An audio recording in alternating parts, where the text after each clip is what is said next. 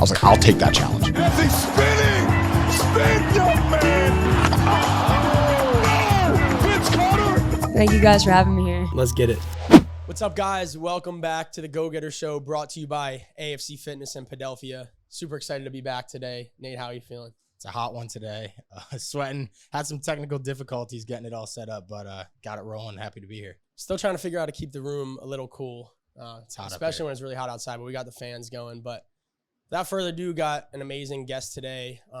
We talk about go-getters, and this guy, the epitome of being a go-getter, and just his story from 11 years old is incredible, and everything he's been able to build. So David Adelman, thanks for coming on, man. It's good to be here, guys. And so glad you're supporting Philadelphia, where I'm one of the partners. Oh, nice. Yeah, Awesome. so that's great. Yeah, so I just wanted to get started with your origin story, obviously. I had a bar mitzvah. I had some bar mitzvah money. I did not What'd you do with it? Did not deploy it like Buy you did. baseball cards or blow No, it? I got into crypto, but that's when I was but I sold. Genius. Long story short, but got out too early. But you deployed your bar mitzvah money very well with your Uncle Alan. So Yeah. just talk about that. How did you have the wherewithal when your parents said to give it to your, I think grandfather was a stockbroker? Yeah. Like how do you know at 13 years old to give it to Uncle Alan? You know, I've always wanted to learn about other people's businesses. I've always asked questions from the time I was a kid or whatever. And I really just, he had taken me down to his office. So I think, the story goes that I'm 11 years old. I'm playing basketball with Uncle Alan, not as good as you guys. And I probably could use your training. And I had this thing where I'd be like, I'll bet you. Bet I could beat you. I'm 11, right? And he's like, oh, I'll teach you about betting. Sure, I'll bet you. And like most people let the 11-year-old kid win, like he's like swatting the ball away and like making sure I don't win. And I lost my basketball, my football, and my baseball glove. And I had to go down to his office at Campus Apartments every Saturday and stack lumber or sweep sawdust, and I'd get one thing back. And like, so I saw his business as a kid. I'd go down there every Saturday in University City and see it. And over time, I was like, this is pretty cool. 2 years later, I have my bar mitzvah. I have $2,000. My parents are like, you want to buy stocks with it and put it in the stock market? And I'm like, no, I want to do what Uncle Alan does and buy real estate.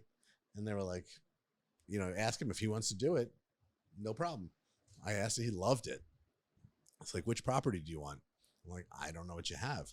So I'll never forget, he had a Corvette, which I thought was like the coolest car in the world. We're driving around the Penn area. I own this one. I own this one. He had a lot of buildings. And finally, there's like this bigger one. I'm like, stop. And he's like, I was like, I want to invest in that one. He's like, why? I was like, it's the biggest. Like, what do you know at 13 years old, right?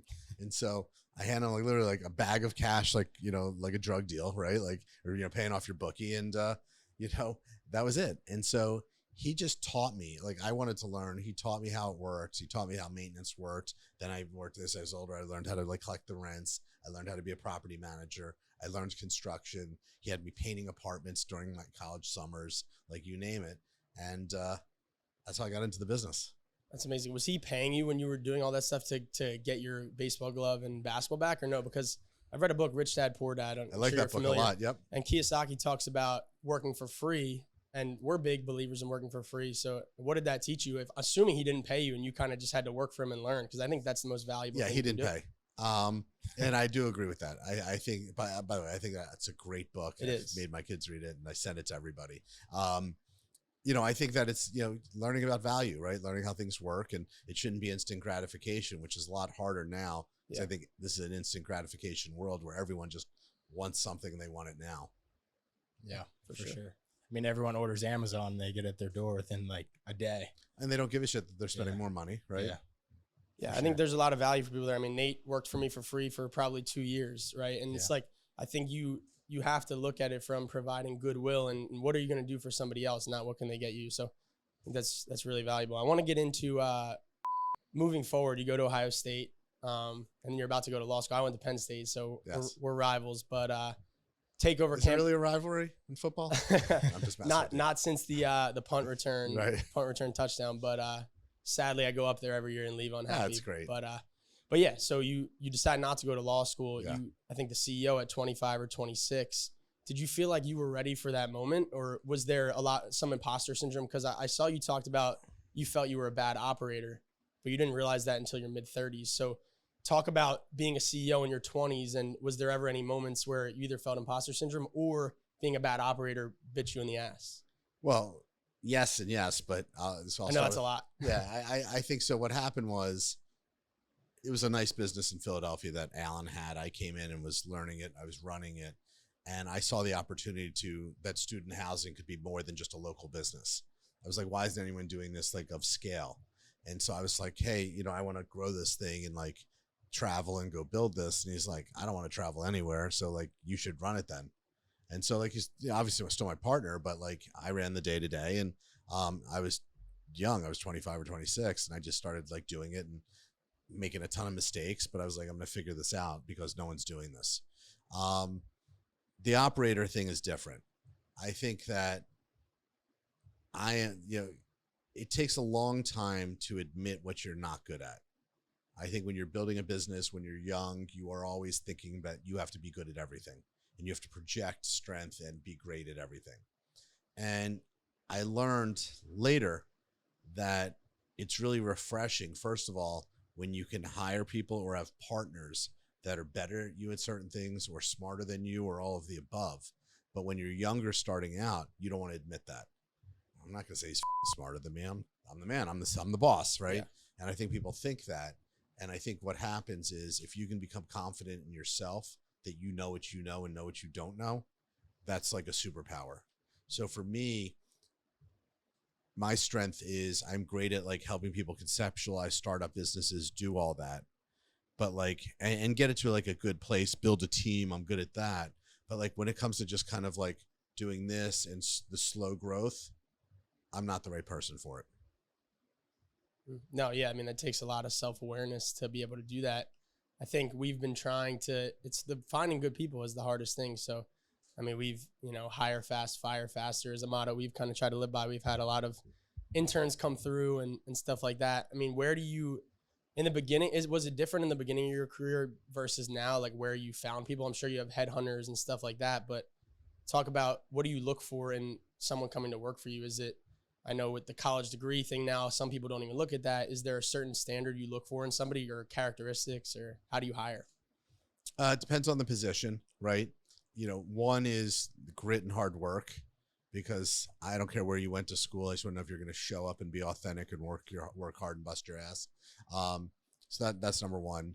Number two, you don't always get it right. So fire fast. I always say that too. And because it's fair for you and it's fair for that person if it's not a good fit. But, for me, like, will they fit with the culture? Do they know what they're doing? And can they help like move forward, whatever business it is or whatever job that is, right? Like, you always want to put somebody moving forward in a role that like could go one step further than the person before them. And so that's how I think about it. In terms of the businesses and campus apartments, obviously real estate is, a lot of money. So what's your take on debt? Is it a good thing? Is it a bad thing? Do you differentiate it between your personal life, your business life? What's your take on debt? Well, if you read that book, they talk about good debt and bad debt. Yeah. Which I've thought about my whole life. I think debt on your business is good, because I think about any time that your customers are paying your debt, that's a good thing, right? So in my case, I put debt on a building. The people paying, our tenants, are paying down that debt, right? Personal debt is not good. Buying a fancy car and borrowing up to buy that, bad debt, right? Yeah. And so I always looked at it that every dollar I spent on myself as I was building my business is a dollar less I have to invest. And so I think that's how you got to separate it. Was there ever a moment you felt over leveraged? Because there's different schools of thought. All the time. I'm a real estate guy. Right. So I'm sure you're familiar. I think it's about like there's Dave Ramsey, then there's Robert Kiyosaki, like two opposite ends of the spectrum, where Dave's like no debt and Robert's like all good debt. So were you ever over leveraged? And then I guess you have a high risk tolerance because you have to, but it's high risk, high reward. So yeah, I've come close to touching the sun a few times. Okay. And so, which is not fun. And it's actually scary. And I think that you got to find that balance. But I think, debt on businesses, leverage, it's different types of leverage, leveraging your time, leveraging your capital, leveraging your business. How do you spread yourself out? And I think there is a time and a place for debt. Like, I just think it's important to grow businesses. One of my businesses, FS, is the debt business. where we lend to companies trying to grow. Was there just a new announcement? Was it yesterday? It Future was. Standard, they're calling Yeah, it? we changed the name to Future Standard. What was behind that? The thought was really that it was time to really show people, we manage $86 billion. Yeah. And that we're a global company. We're starting to expand in the Middle East and Europe. And we thought FS Investments wasn't the name to take us there. And we did it for another reason. We had bought another company called Portfolio Advisors, and they were still maintaining their old name, and were they going to become FS? And I think, we brought in some really smart people, and they convinced my partner and I that it was time to do that. So what's your role in that? I saw you're co-chair, but is that separate, completely separate from Darko Capital? Darko Capital is just your family office where you have another 90 companies that you're invested in. Correct. Privately? So FS, I'm co-founder of that. But that invests capital in other private equity-backed businesses generally, or lends capital, I should say. Gotcha. Darko is purely my money, taking shots from venture capital, fintech, consumer products, a lot of consumer products, many of which then make sense to support campus apartments tenants. And then obviously sports. What do you look for in an investor? Is it all the jockey? Always. Or as an investor, is always the jockey? Or is it listen, like, is crypto AI, is that the new thing? Or how does that work? I think that I look at who are the people behind it. Are they honest, trustworthy, smart? The idea, do I understand it? Is it easily repeatable? And what stops someone else from coming in and doing that business? And so it just depends, but like if I'm doing something that hasn't been done before, like Cred AI, in the fintech space that we have, they're based in Philadelphia. They were transforming the way people manage their credit or lack thereof, and giving people credit, doing it in a really different way. And, we love that. Obviously, about all the sports stuff, but we have investments in boring things. Okay. Like, manufacturing, which could be more boring than that, or in, cell-based meat. Okay. Which is really crazy. It's weird with this weird science in doing that. And so, we're kind of all over the place. Is it ever weird how much money you have under management? Because obviously we don't need to get into your net worth, but like you see on Twitter, Michael Saylor posts and he's got 50 billion in Bitcoin or whatever. So like, got a couple questions. Does it ever feel weird where you're like, we have this much money under management? And then also, was there a dollar amount when you were building everything where like each additional dollar kind of meant nothing? I guess, what's your relationship with money, if that makes sense? It's an interesting question. The money is the byproduct of your hard work, is the way I look at it. Money allows you to do things like buy sports teams and other businesses that you might not have been able to do. Doesn't drive me. It's the byproduct. I love what I do. I love the action. I love working with entrepreneurs, and I love building business. So I think I think most people who have achieved some success, some of them are like grinding out because they're looking for a number. I never looked for a number, and I still don't. We ask ourselves all the time, like, if someone were to hand us $5 million today, what would we do different? And the answer is nothing. So we would do exactly what we're doing now. So I think That's the right answer, you're the right? epitome of that. You love building businesses, and obviously you're pretty good at it. So Well, listen, I have my share of losers too. Like, Yeah. it's like in the casino, you go gambling with your buddies. They only talk about the times they win. They don't tell you when they lose. yeah. We have, we had one yesterday that called me. Like, literally, a guy called me. I landed from Orlando. I was getting off the plane. He's like, "Hey, this deal you put some money in didn't make it." And, when you're in the venture space, some are going to go to zero. Like, I know that all the time, and some are going to be monsters. Is there one business in particular that you really love, like, devoting most of your time to? That's right. I mean, look, campus apartments is always historically important to me. It'll be a bit important. We create real value there. We try to do a good job we have investors in a series of funds. We try to do a good job for them, and we care. And, I really enjoy that business. I love the developing of product, things like that. FS, obviously, we're helping people put their money to work and make a good return. So I just look at, like, what are we accomplishing? On the sports side, I'm sure we're going to talk about the arena, but I'm spending a huge amount of my time, trying to build the best live entertainment venue in the world in Philadelphia. And so when you think about your time and, like, what you can accomplish for me, I'm trying to do like different things.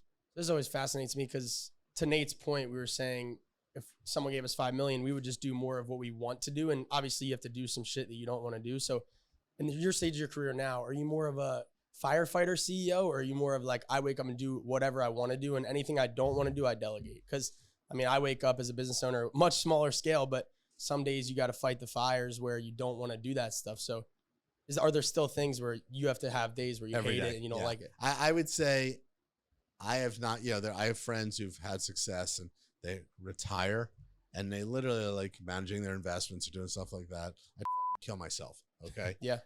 Not just that, but I honestly, I would not, that's just not for me. Like, I'm not like into it. Like, I'm never going to retire. Okay.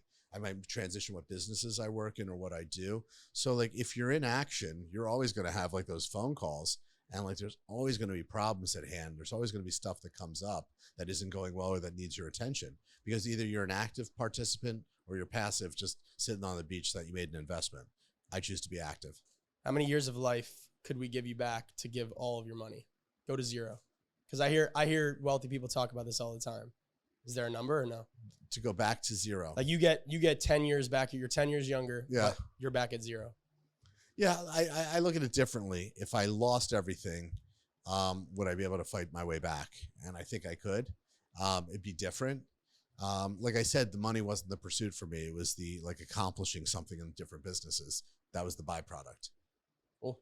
You touched on the arena a little bit, and how much you're spending on that. Talk about your love for Philly and why you wanted to build the biggest live entertainment here. Yeah, look, I mean, I think everybody knows I love this town. Like, being able to, be a participant, a partner in one of the teams based here is, for me, that was my dream. I've been offered other things, other places. That was not for me. This is a good fit. I love this town because I have, businesses here between campus and FS. We employ a lot of people who I care about deeply. My philanthropy, the majority of it is here. I think we should make a difference. And, when you're the poorest big city in the country, you have an obligation to try and help. And I'm trying, in my own small way to do that. And then, the arena, just a passion project for me. We needed a new place to play basketball.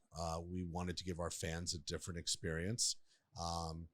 And, starting, in 2030, 2031, you're going to see hopefully one of the best experiences in, live sports. I saw you talk about 28 out of 30 of the arenas in the NBA are in, I guess, center cities. Yeah. So I guess a couple questions. Why do you think Philly was so opposed to that? Or I guess just talk about that fight. Yeah, look, the fight definitely was a fight. And I think what it was is Philadelphia, we're a city that is used to its like kind of like having its habits, right? Like, I kind of say like everyone's, in Philly, they're used to their vanilla ice cream and that's fine, right? So for 50 years, people have been going to the sports complex.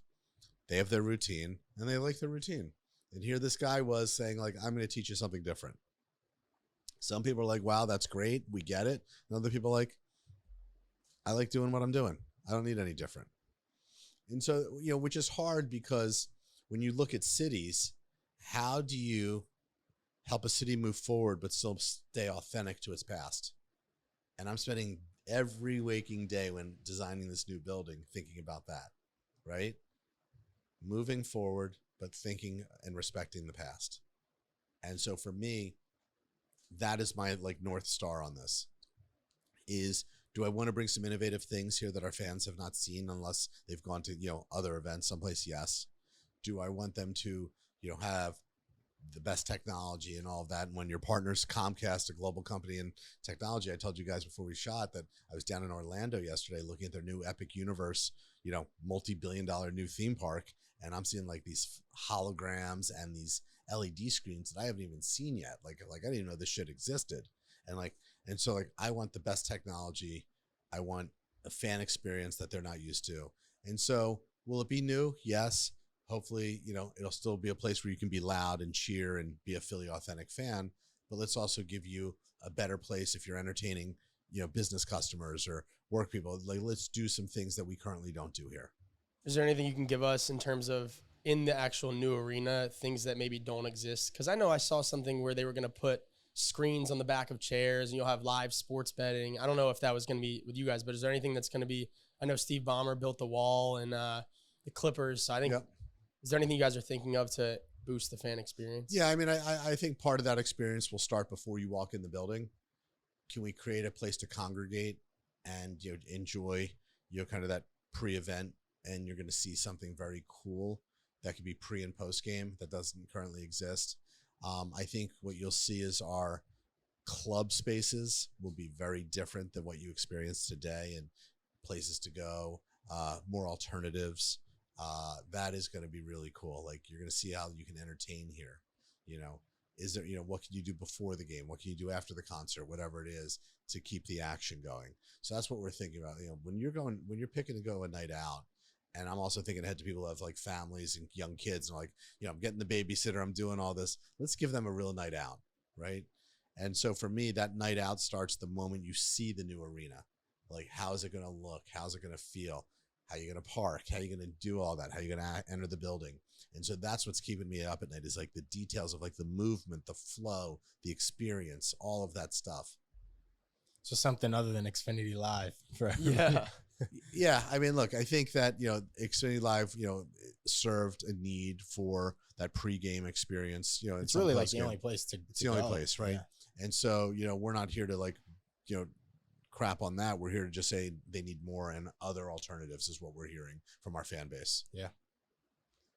Yeah, I think people don't, I guess, see the behind the scenes of a sports team owner. How involved, I want to talk about the Sixers first off, but how involved are you in decision-making process? We just got the third pick, VJ Edgecombe.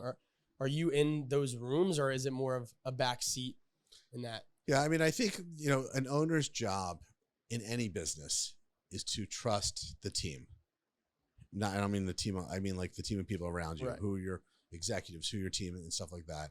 And so when you have pros on your team, a guy like Daryl, a guy like Elton Brand, like, you need to trust the people whose job it is to make those decisions. And I think successful ownership groups do that. Really funny story, actually. So I live in Graduate Hospital, and I go to Core Power Yoga, and 6 a.m. almost Elton? Every day, Elton is in there. Elton's a big yoga guy. He is. And I was wearing an Osceola Magic shirt one day, and he says to me, he's like, I got to ask, like, what's with the Osceola Magic shirt? And I told the story of how I know Mac. Yeah. And so we connected, and he's a really nice guy. He is really a good guy. He's into yoga, and literally, so like everyone has a ritual kind of pregame. So I'll see Elton kind of before a game, and he's always eating like carrots and celery. Oh my God. Like, no crab fries for him. Yeah, he's not like, he's like the healthiest I get the $19 crab fries. Yeah, but it's wild. What was when you acquired it from Michael Rubin, what was that like? How do you even pay for something like that? Is it a bank transfer? Bitcoin. No, was it Bitcoin? I'm kidding. I'm just messing. I mean, that's, yeah. But yeah, how does that work? Because I know it was a quick phone call. I think you talked about. Yeah, listen, he's one of my oldest friends, right? Yeah. He's one of my closest friends. And so we had known this might happen, and we had talked about it previously for something. And so it finally happened. He's like, hey, we got to do this. Let's like, here's what I'm thinking. And I said, here's what I'm thinking. And like, we were like, done. And I sent him a really big wire. Is there like, how does that work? You either call the bank, or is it like once you have that amount of money, it just doesn't matter? Like, it's just, listen, it's like any business, right? You're going to buy something, you're going to look at it, you talk to your advisor, say, in my case, also talk to your wife to make sure she's down. Right. Hey, I'm going to, I'm going to make this big expenditure. And by the way, here's what it means. Like notoriety, attention, all that other stuff, which was like a bigger thing for my family and my daughters. But yeah, look, you either can afford something or you can't. Doesn't matter what it is, right? Like you got to be able to buy it. So.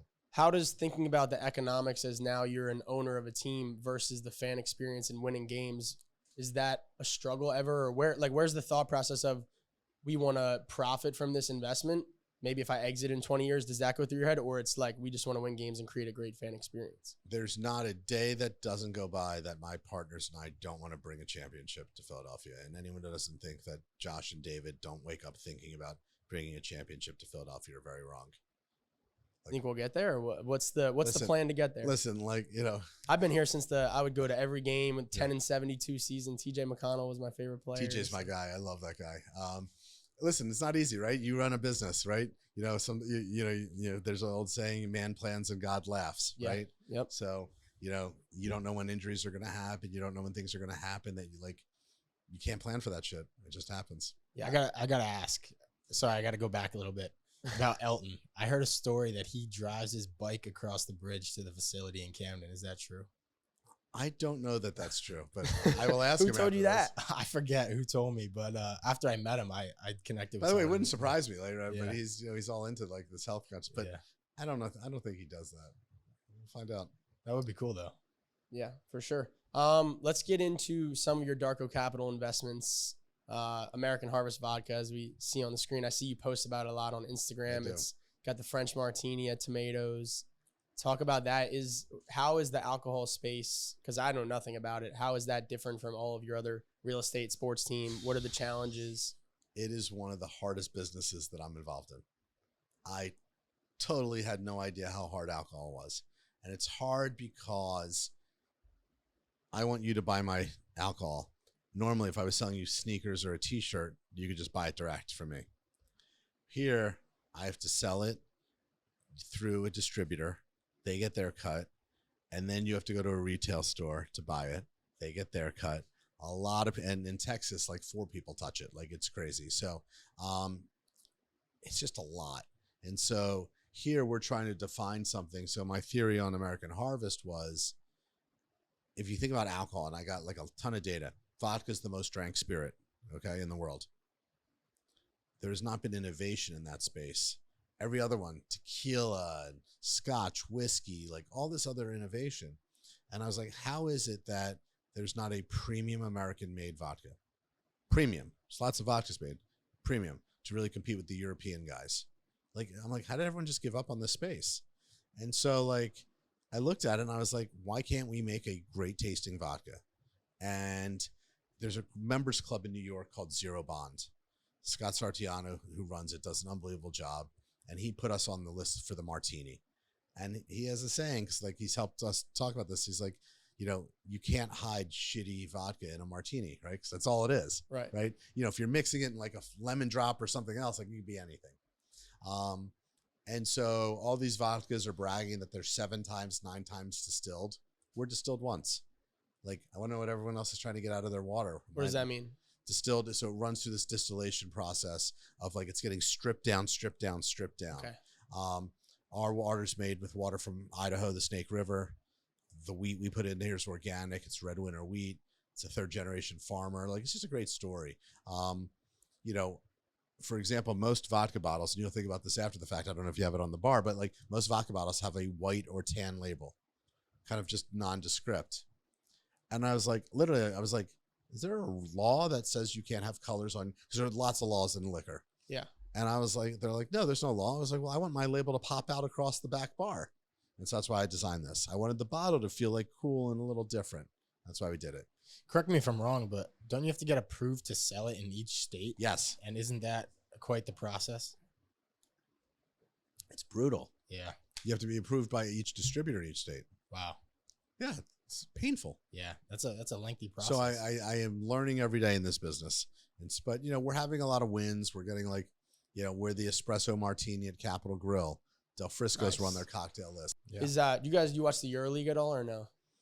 I enough to be dangerous, but not enough. By One the of way, our you can make guys, a lot of money there too. Really? Yeah. You guys are in the Crystal Palace EPL, Yeah. but Yes. One of our guys just signed with Paris Basketball, Lamar Yeah. Stevens, Yeah, Philly guy. that's so cool. Be going out there, but yeah, I wanted to talk about the EPL actually. I went to London probably 15 years ago. Went to an Arsenal Newcastle United game. There was nothing ever. The only thing I could compare to that is an Ohio State Penn State game. Right. I feel like professional sports, and maybe you guys can do something with the new Sixers arena to give that feel. But that EPL game was incredible. I think that European that environment where they have to divide the fans and keep a space so they don't beat crazy. the shit out of each other. Yeah. It's like the craziest thing in sports. Yeah. Why Crystal Palace? Like, what was that? My partners had identified it, so I wanted to go in with them and do it. I loved the notion that it was, a London-based team, South London. So I thought that was the nexus of like, close to the action. That's a hard business too. Yeah, I'm sure. So, yeah, I wanted to get into the WNBA team. That's so exciting. We were talking off really camera. excited about that. we train a WNBA player, Caitlin Chen, on the Golden State Valkyries, and a lot of high-level high school and college girls. And I just think it's the future. I think they're very marketable. The game is growing rapidly. So just talk about your excitement there and maybe what went into getting that deal done. 2030, right? 2030, yeah. So we had been trying and expressed our interest for over 2 years, maybe 3 years, because I think Philly's like the ultimate sports town to begin with, and I think it would back women's sports in a big way. Big history of people who are connected to the game, and so we wanted it. We knew there was going to be this expansion. We really leaned into it. We paid up for it.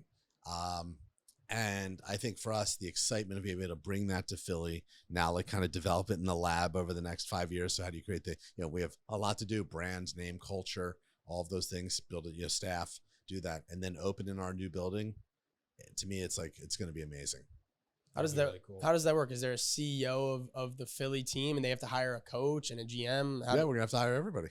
I mean, so where does that start? Is that you being like, are you David and Josh where you're so what we're doing is, the fortunate news is when you have an infrastructure that already runs a basketball team, it makes it a lot easier. Right. So we have a portion of our team, corporate team working on this right now. Then we will figure out what we need to do. We will eventually need to build a separate practice facility for them. We will need to hire a coach, a GM, staff, all of that. Expansion draft, right? All of that. Yep. Yeah. So how do we, plan ahead for that? What do you think attendance will look like in Philly for the W? I think it's going to kill. Yeah, I think, listen, we plan on having them play in the main arena, right? Yeah. Like, we're not like, that'd be so cool. We think that they're going to fill the How will that work if the Sixers make it deep in the playoffs and then they start their season in May, right? That's a high class problem. No, yeah, right? But is that something you guys think about? You haven't even gotten yeah, well, listen, I mean, I think when you're doing that, so you have to flex some games. Like, that happens all the time. Right. By the way, that happens, you don't even know it, if an arena had a concert tour booked, okay, where they flex a playoff game an extra day. Even this last series, there was a little funky spacing a little bit. I don't know why, but my guess is something was booked, okay? And so that's all that happens. They flex it. Is that how talk about that world, the concert event space in the Prudential Center and Wells Fargo Center and all that stuff? So we own the Prudential Center. Not Wells Fargo. So we own Prudential Center, for the Devils and the Pru. And what's amazing, and we have an amazing team that books it, is if you look at the numbers, Newark, New Jersey is like the number 66th largest city in the country, but we are a top 10 revenue arena in the world. Wow. Right? Tad, our CEO, and our team, they just do a great job. Like, they understand the music business. They have a good relationship with the touring acts. And if you think about who Newark is competing with, Madison Square Garden, Barclays, UBS Arena in Long Island, even Philly, it's crazy how well they punch above their weight for a small city arena. That's awesome. Cool. Yeah, I think we touched on a lot. Just got some quick hitters for you. Let's do it. Towards the end. 10 to 15 seconds. Don't think about it too much. Favorite Philly athlete of all time? Man, I got to go Dr. J. I knew you were going to say that. I mean, I love Julie. I have deep love for that man, for both of them, but he is a good man. Yeah. Do you have a morning routine or personal habits, and has it changed from when you were a young entrepreneur to now? Yeah. So first thing that changed is when I was younger, I stayed up late to work at the end of the night. I now go to bed early, get up early. So I'm up at 5 a.m., sometimes earlier. I work out 6 a.m. every day, and then I get into my day. So that's my constant. What's the workout like? You're not going to hot yoga with Elton? Or? I'm not doing hot yoga with Elton. Maybe I should. Yeah. I don't think I can keep up with them. Just weights at home. Yeah, I've got a trainer that comes to my house. Yeah. You have a favorite vacation spot? Turks and Caicos. Nice. Yeah. My girlfriend really wants to go there. It's beautiful. Yeah. It's 2.5 hours from here. Water's blue. It's clean. It's safe. It's amazing. Yeah. Got to make that trip soon. Yeah, I highly recommend it. None in Europe or anything, or Asia? Yeah, we like Portugal a lot too. You've been to Amalfi Coast and all those places? We have, yes. I was just there with my girlfriend. Beautiful, right? Early June. It's amazing. Beautiful. Amalfi. I mean, there are things you need to see. You need to go to Amalfi Coast. You need to go to Greece and see some of those islands and experience that. There are a lot of spots. Then it's where do you want to go back to? For sure. Underrated Philly food spot, or your favorite Philly food spot that maybe people don't know about? It's not underrated, but I love all the Scholzen restaurants. They're great, but old school Villa de Roma And if you guys That been was my grandmother's favorite place. there, yeah, One of my like if favorite. you're gonna do something old school like that, that hits it for me.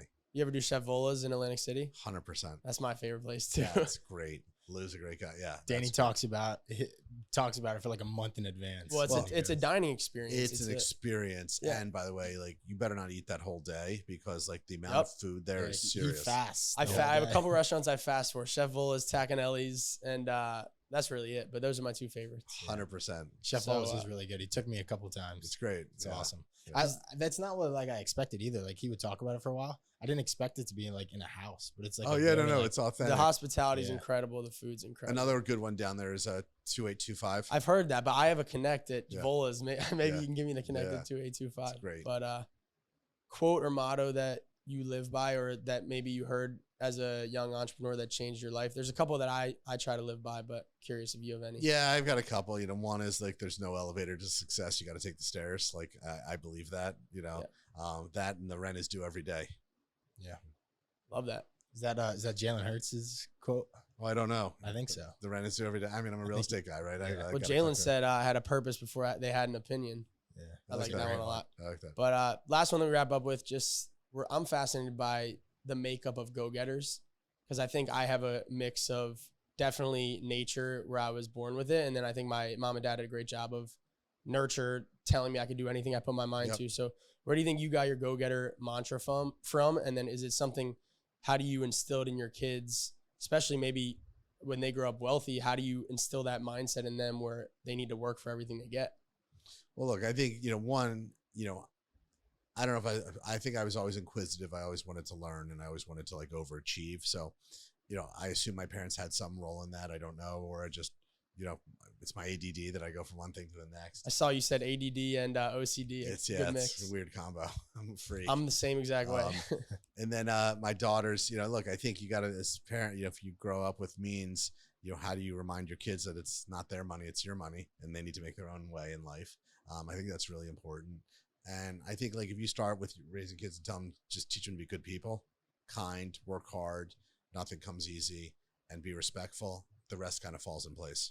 Did any of your kids like, or even now, are they involved in any of your businesses at all, or do they have an urge to be? One of the two is working this summer at the Sixers. We'll see what happens.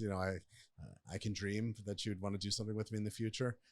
But she's kind of independent also and wants to chart her own path. My other one's an awesome creative. She's, a middle school art teacher, and like, Awesome. that's an amazing job and does a great job with these kids. That's awesome. Go ahead. I forgot No, what I I'm was gonna good. say. I'm good. I think that was amazing. Yeah. And wrap it up. No, that was amazing. I really appreciate your time. And I think we touched on Sure. a lot of good stuff. You're doing amazing things, and just always love putting myself in rooms, like you said, with people smarter than me. And I learned a lot today. So Well, we'll have to find somebody smart then, because I don't know if I fit the bill. But congrats on what you guys are building. Keep but going. I appreciate it. And make sure you guys like, comment, subscribe.